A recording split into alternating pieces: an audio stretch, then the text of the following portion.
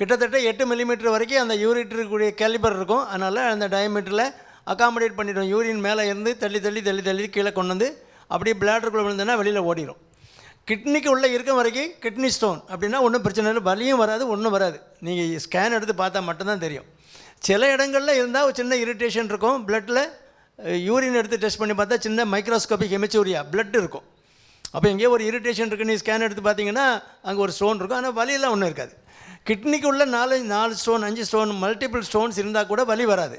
ஆனால் ஸ்டோன் அங்கேருந்து ஸ்லிப்பாகி அந்த யூரிட்டரில் வந்து அங்கே மேலேருந்து கீழே அந்த யூரிட்டரில் அது மேலே கிட்னிலேருந்து கீழே வரக்கூடிய அந்த டியூப்பில் வந்து மாட்டிக்கிட்டுனா வலி வரும். ஏன்? யூரினை கீழே வர விடாது, பேக் ப்ரெஷர் ஏறிடும், கிட்னி ஸ்ட்ரெச் ஆகிரும். அப்போ தான் பெயின் வரும். இங்கே பேக்கிலையும் பெயின் இருக்கும், கீழேயும் பெயின் இருக்கும், அடி வயிற்றுலையும் பெயின் இருக்கும், நீர் போகும்போது ஒரு கடுப்பு இருக்கும். அதனால் இதெல்லாம் சிம்டம்ஸு.